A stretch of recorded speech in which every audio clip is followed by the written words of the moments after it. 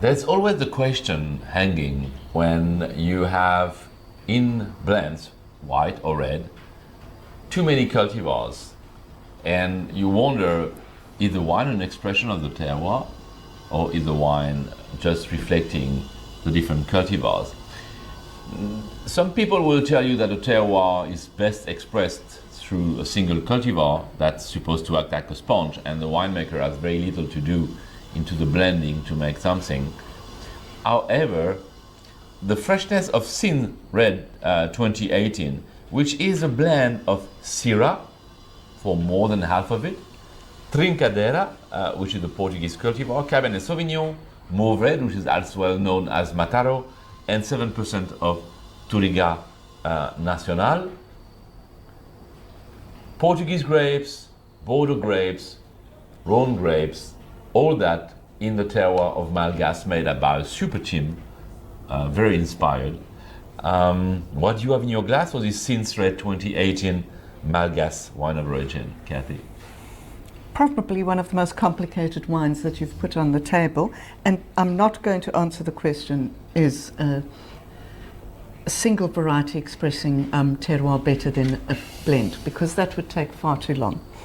So this is incredibly intense, this wine from Sijnn. They have a deep, deep, deep color, which is ruby shot through with black. It's got a really concentrated nose and a concentrated palate.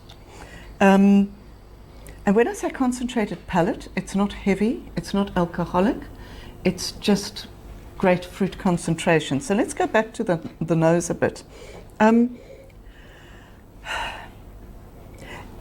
It's really very, very herby for me. There's some element of green herbs or a leafiness, but not much.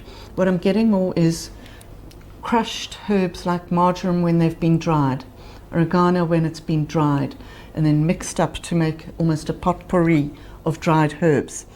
And I think you could possibly be getting that from the Syrah, but also the Trincadeira and the Cabernet Sauvignon is contributing to this wonderful leafiness. And then the thing that led me to say potpourri is something that I usually get from Touriga. I always get, some people who make potpourri, they don't make it to be too sweet and full of pretty flowers and roses. They make it to include dried oranges and dried naartjies and cloves. And so I always tend to get that dried orange zest from Touriga Nacional, and I'm picking up dried orange zest on this. And then to go, the herbs the fruit on the nose is a mix of black, blue and red. It's just a melange of fruit. And the palate too it's a melange of fruit with this real top layer of crushed herbs, crushed dried herbs, scrub, etc. And then a lovely acidity but it's not an overpowering acidity. So you've got a wine that is fresh, a wine is intense, but a wine that doesn't drag you down. It lifts you up. Intense is the word here, but from the color itself, it's opaque. You cannot read one letter even when you're just on the edge of it. It's really a dark wine. I mean, not dark in color, but intensely opaque, and you can see a lot of extraction has been on that wine. One of the contrasts I found is you have all these delicious sweet fruits on the nose, and the palate is bone dried and textured. And I even find a bit of this drying out white pepper, which is combining, probably coming from the Syrah then, but as well combining with all this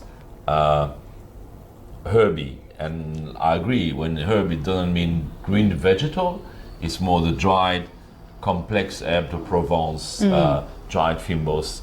It's yes, both Cabernet Sauvignon, if properly ripe, can deliver that, but as well the Mourvedre and the Trincadeira are definitely giving their share in the complexity. We have like a full spectrum. It's Yeah, Italian herbs, it's herbe de Provence, it's not just Oregon or it's extremely complex, but all that giving freshness to the balance of the wine, which is a powerful wine. We only look at 30 nano alpha alcohol. I say only, which is in modern days very, very, very decent. But wow, the balance and the freshness of the wine, I wouldn't struggle to put terroir on it. But I know Malgas have this ability to create freshness and ripeness at the same time. And that's one of the markers of this wine, because the fruit is very ripe, all of them. And the herby side comes from the normal herby characteristic of the cultivar, like Mourvedre, but there's freshness on the finish. So actually, that's a really interesting point you've made there. It's made me think of it, because we usually have